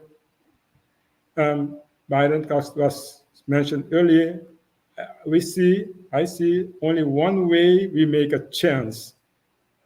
Only one way, if we get there. If we don't get there, we will disappear. This happened before with in the history many times. We will also be part of that history of the people disappear. So we hope, that's why we do all our efforts that the United Nations recognize us, and then we have a possibility to survive this frontal elimination and frontal takeover from us and everything about us. So I hope sorry, we just now returned from Europe. Azerbaijan, a country in Europe, decided to, because they were working with the French island, they saw us what we were doing, they saw us how we were fighting. Then they decided to invite us in conferences in the United Nations. They held conferences for the French territories, then decided to invite us, and there they faced the Dutch trying to stop them to let us be involved, but they were strong enough to say the Dutch, these people are on their own, and the stop of the Dutch was trying to bully them to stop them for us from participating. But then this country, through an organization called Baku Initiative Group, um, they are organizing cooperation, trying to help countries like us. So they decided to give us this opportunity and help organize together with us conference in Europe that happened last week of this week. The week is not finished. The 22nd of August, we were in Baku in Today's Sunday, so the week is a new week. So last week. The 22nd, they organized a big conference for us. That's where Mr. Richard Cox was there present with us, and with other leaders from the Caribbean and Central America, but our own people also. And they invited their parliament members. About 7 of the parliament members was in that meeting, in the conference with us. So it was a very big conference held for us there, and where there was so many press. You can imagine, like I haven't seen so many press together, but they all got to give us the stage to show our case in Europe, because as you're saying, till now our situation has been hidden from the Dutch people themselves in Holland. The Dutch people themselves in Holland doesn't know what's going on in Bonaire.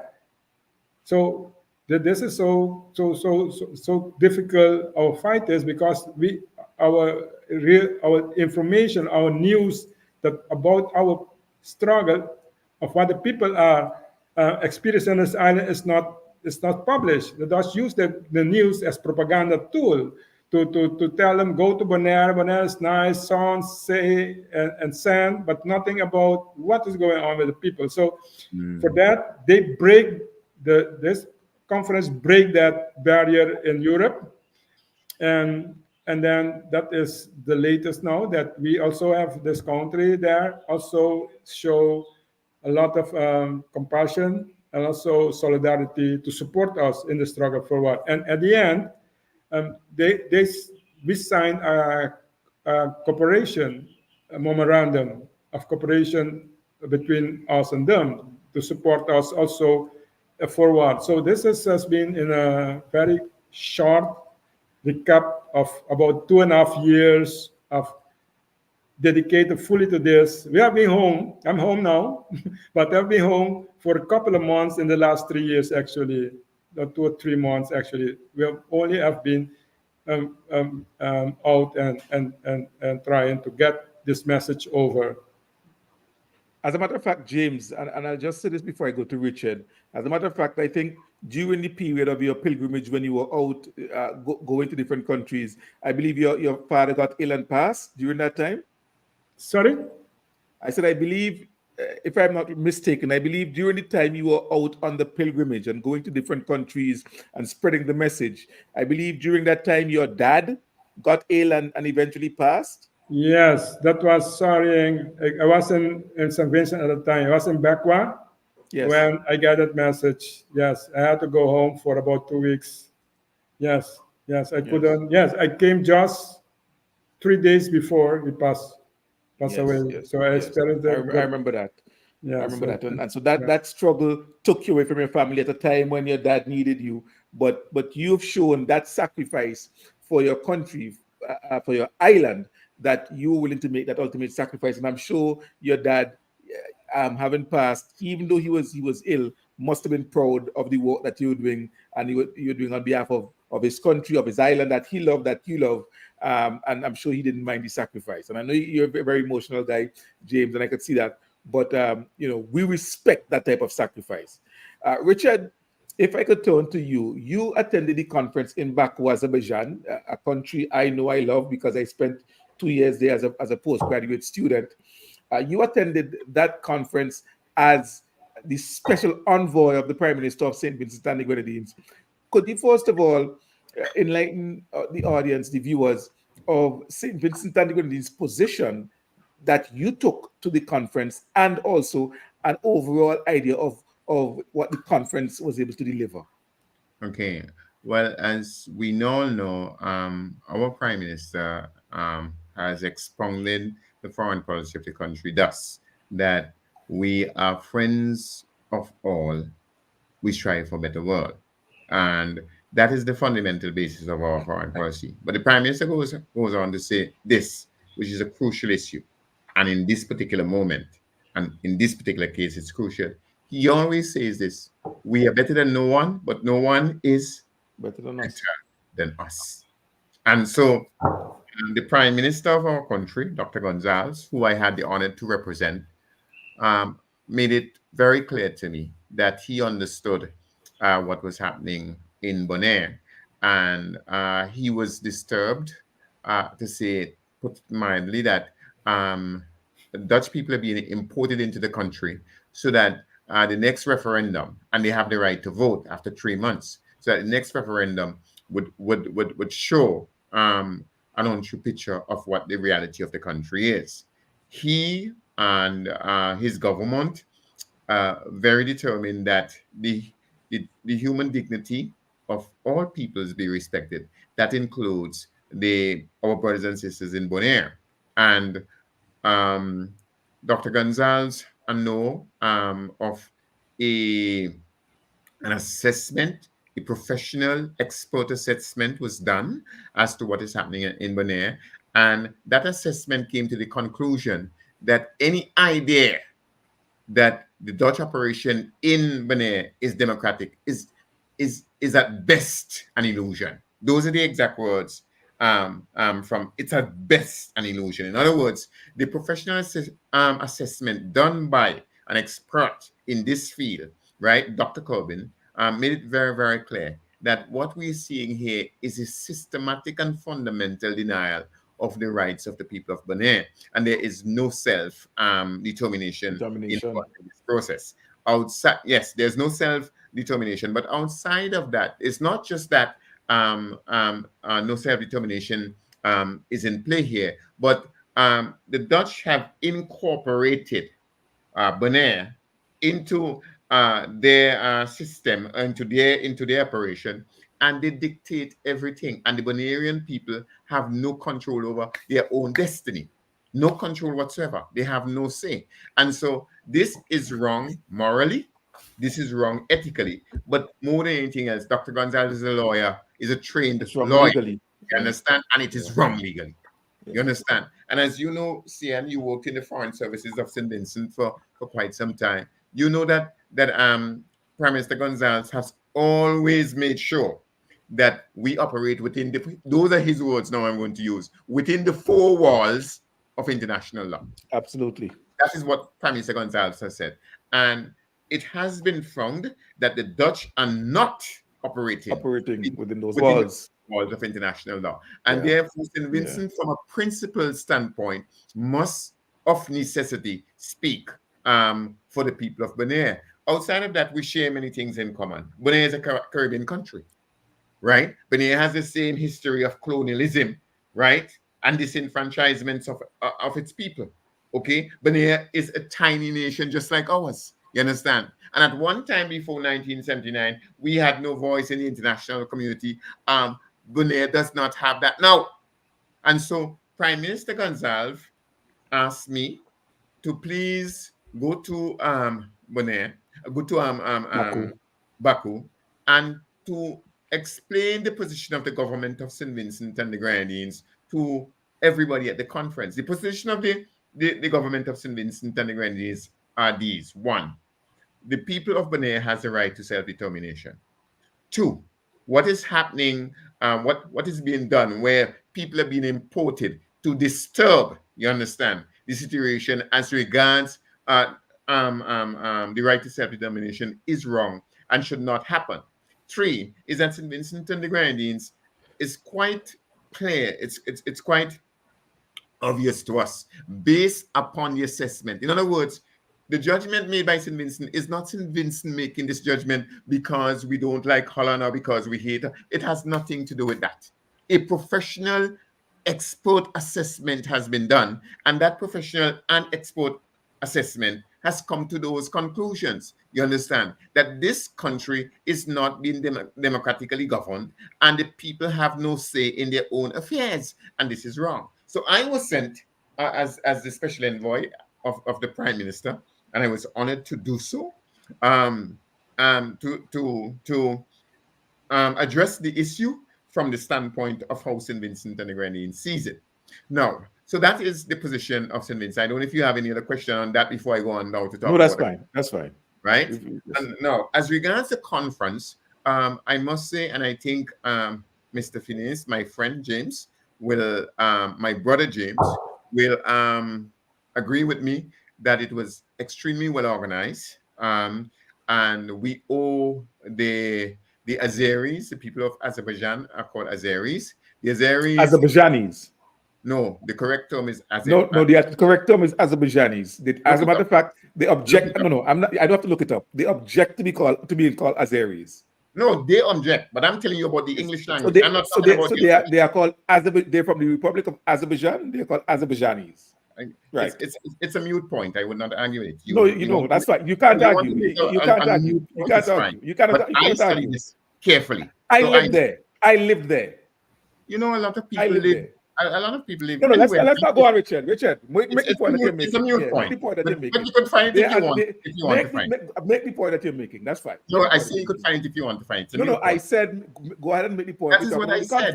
The conference. You could find it if you want to find it. Richard, there are Azeris. Anyway, we go on. Thank you. So, move on. As I was saying, the conference was very well organized by the Azeris. They did a very good job, and we thank them for it.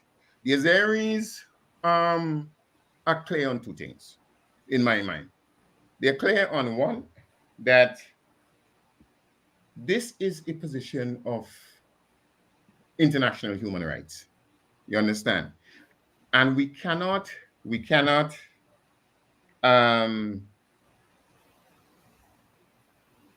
ignore it because we are not from the Caribbean. We cannot do that. It's a human rights issue, and so we must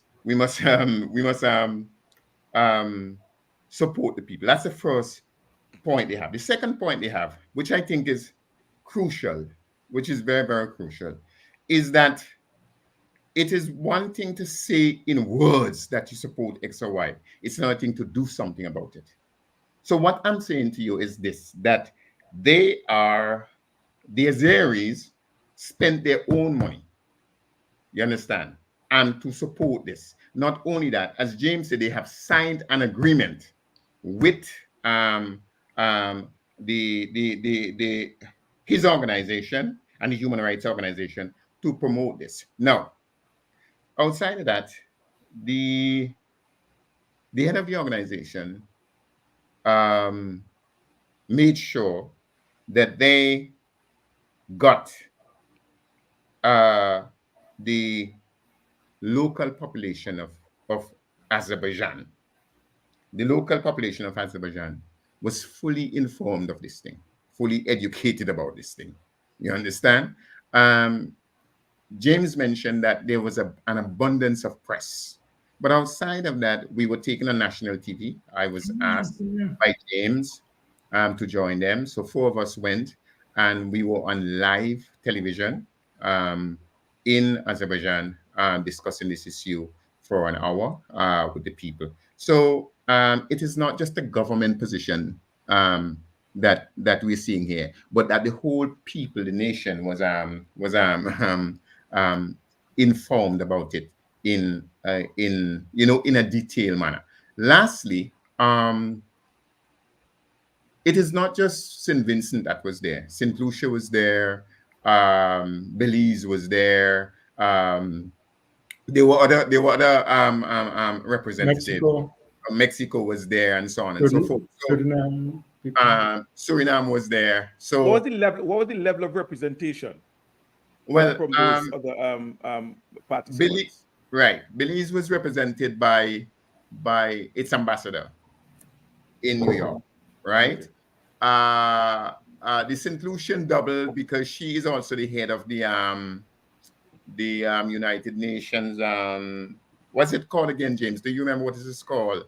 The permanent African permanent forum of people yeah, of African descent. African descent, right? Was there.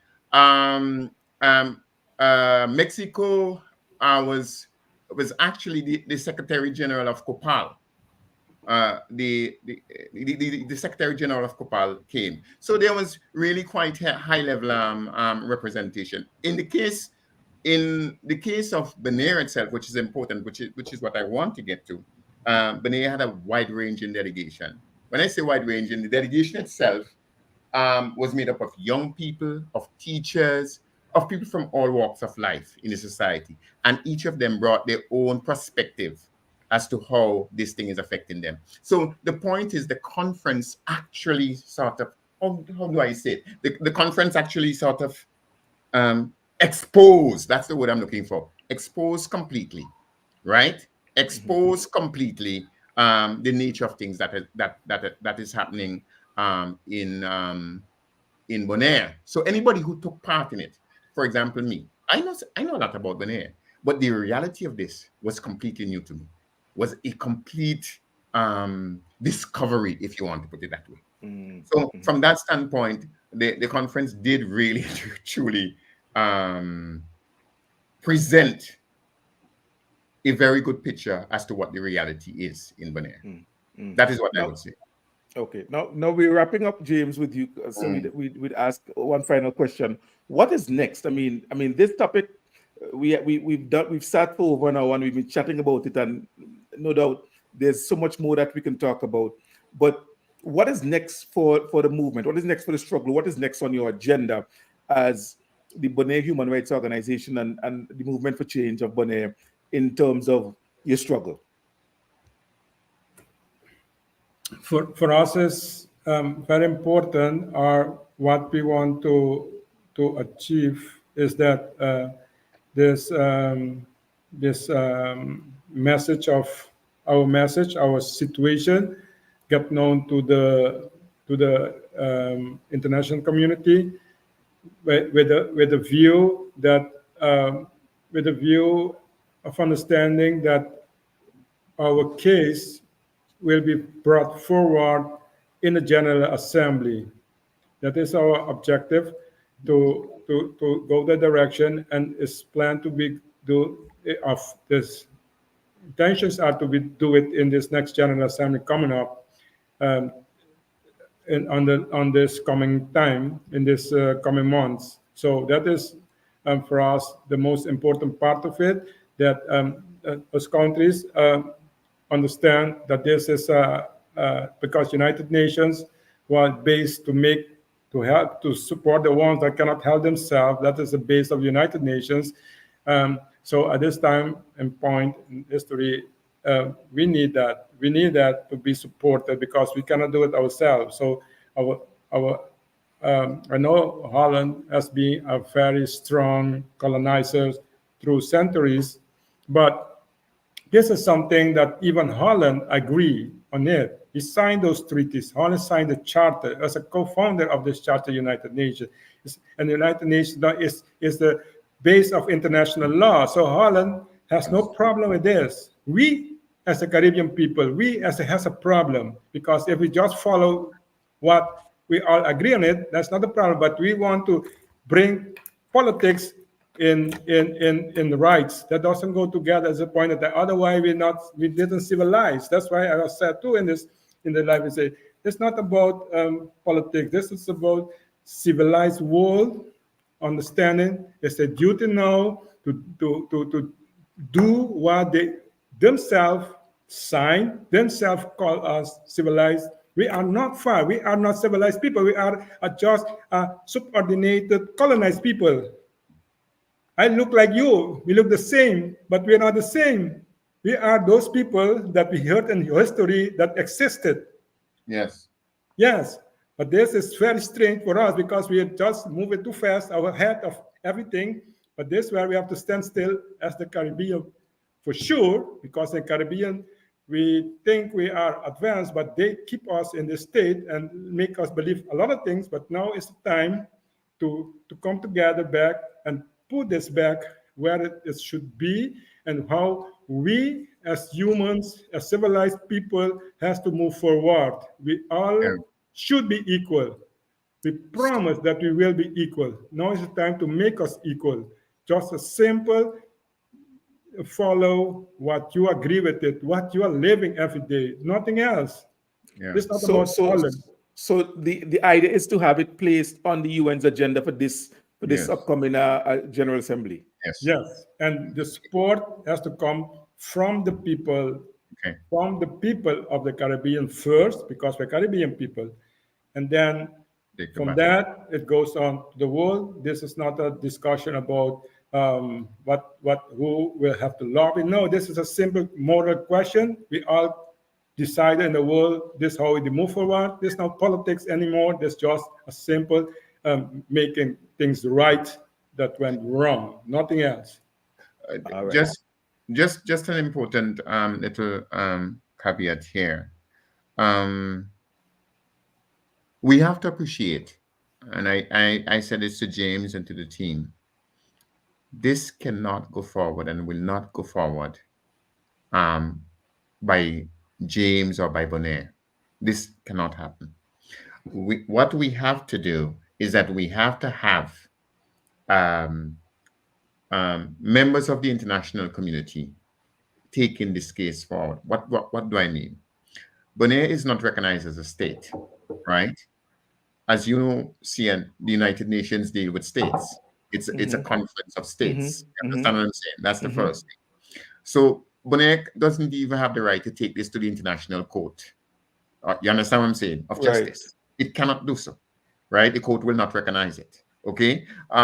Bonaire cannot, on its own, take a resolution to the United Nations just like that. It cannot, right? The framework of the United Nations does not allow this. So what has got to happen here is that the platforms that have been built, including the platform in Baku, right? We need, as James has said, the Caribbean to take the lead, but the Caribbean on its own will not work like that either. And I think Prime Minister Gonzalez has it right.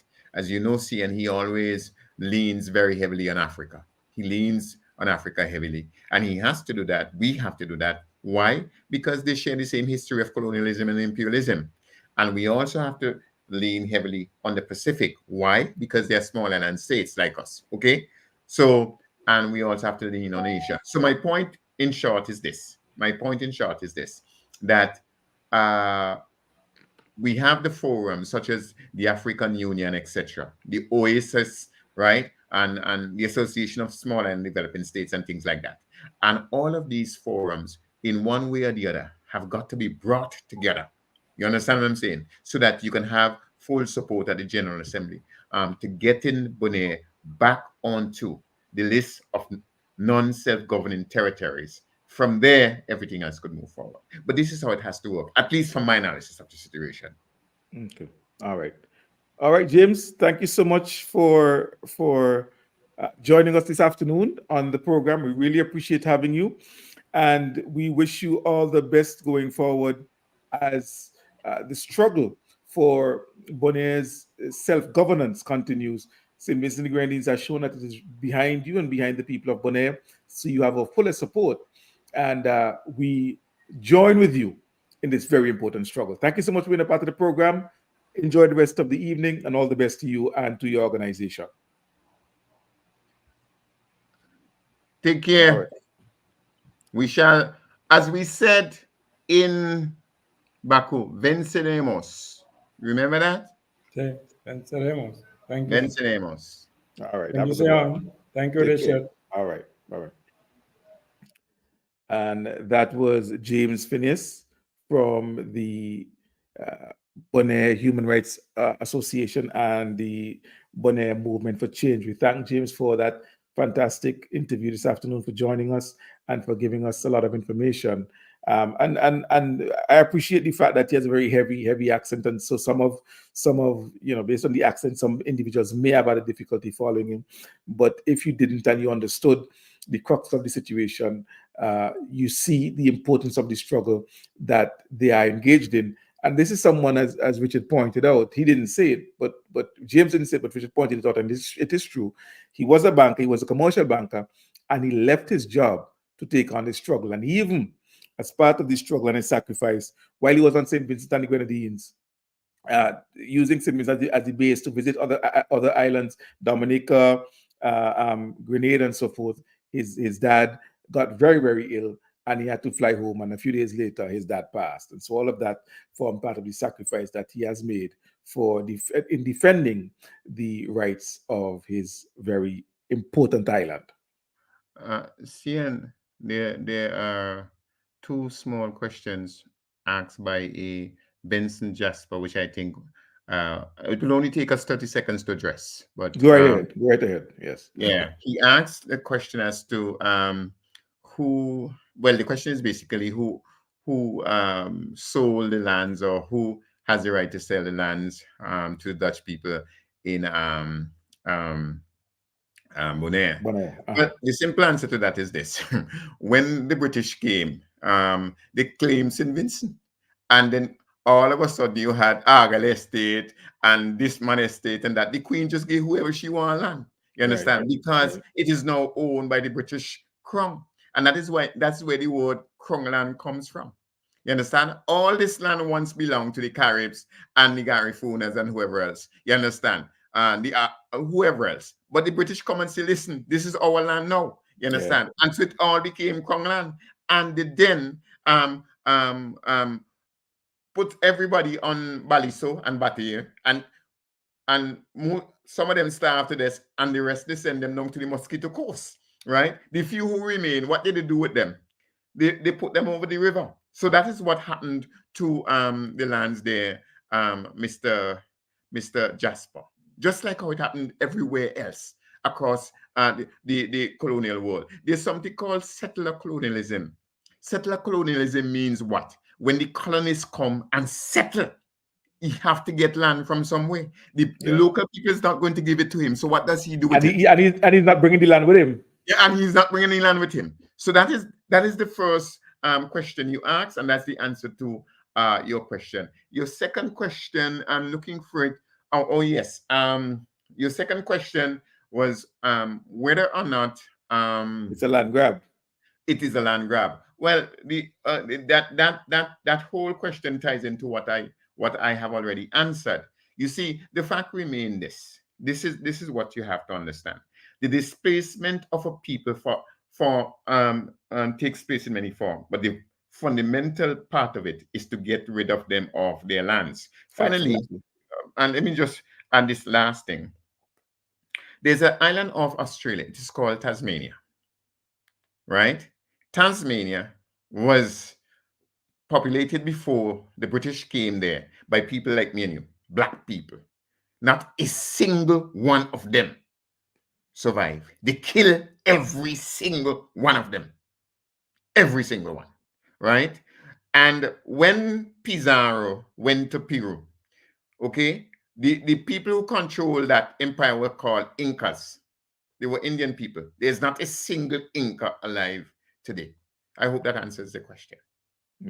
Absolutely. So we know what's going on. By the way, during the program, I was also monitoring the T20 match between the West Indies and South Africa, and I figured that some of our regular viewers may be between South Africa, West Indies T20 and our show. So I know that we would have been competing with this match today. And when it comes to the Caribbean, nothing beats cricket. When anything competing with cricket loses to cricket, So and it looks like West Indies are not going to win this one, because South Africa seems to be coming very strong on this match. But it's not over until the last ball is bowled. So let's see how the boys pull it through. It's not over. I mean, they won the first one. They won the first match convincingly. They won the first match very, very convincingly 2 nights ago. This one is a lot closer, but let's see how that works out. Richard, as always, it was a fantastic Sunday afternoon discussion, and definitely the program is getting traction. By the way, the YouTube channel is growing. So for those of you who aren't aware, we do have the YouTube channel. The YouTube channel is growing. We have about 500 subscribers now. And I tell you something, that is interesting, because in March, when I started back the program, the YouTube channel had about 98 subscribers, 90 something subscribers in March. Between March and August, so you have March, April, May, June, July, August. In 6 months, we've grown to 500. That's phenomenal growth. That's 400 plus subscribers, new subscribers over 6 months. That's phenomenal growth. And if the page keeps going like that, in another 6 months, you might have 1,000. And that's the goal. The goal is to have at least 1,000 subscribers by let's say March next year, when we celebrate 1 year of returning to air. But if I may ask a question, isn't there much we can and should do to spur this growth, rather than just let it naturally grow? We could inject something into it now. I mean, well, the thing is, some growth hormones. You understand? Well, nothing illegal. Do some growth hormones. Even in my own limited circumstances, I do try to inject some growth hormones. You are able to pay to have your page advertised and promoted, and so I have been doing some of that, where the thing is being promoted and so forth. So that is happening, but of course it costs money to advertise. Advertising costs money. Marketing costs money. You're rich, So man. that is happening. What is happening, and it would happen in limited circumstances until I'm able to properly do it and so forth. Yeah. Anyway, before you go, Benson Jasper has joined into the debate of Azeri and Azerbaijan. But I mean, it wasn't a debate. You made a point. I made one. There's no debate, really. So, an exciting part of the program. I wish we would have more of that, and I'm glad that he joined into it, because then he helps in the whole thing. But he made a post there. I saw. Yes, I'm seeing it now, because I was I guess if you allow me, I personally think that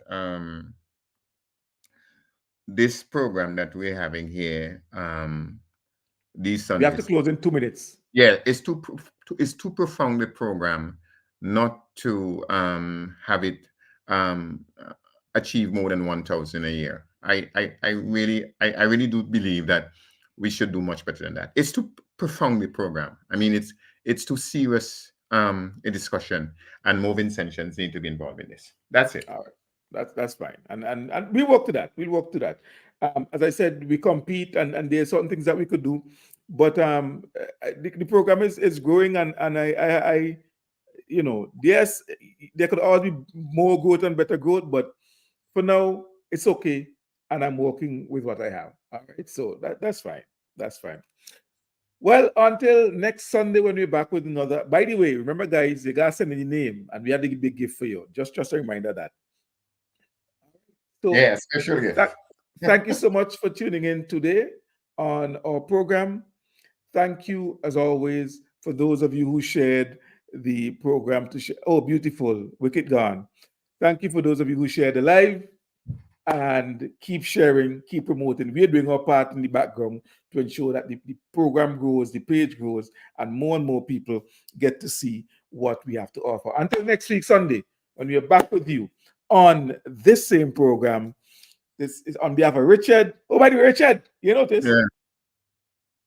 But you really upgraded. You really upgraded. You really upgraded. And all kind of things. Yeah. Look, I ain't saying nothing else. I felt embarrassed because I like to know about my library boss. I ain't coming back on this show, boy. I feel embarrassed. Until next week. Have a good evening. All right.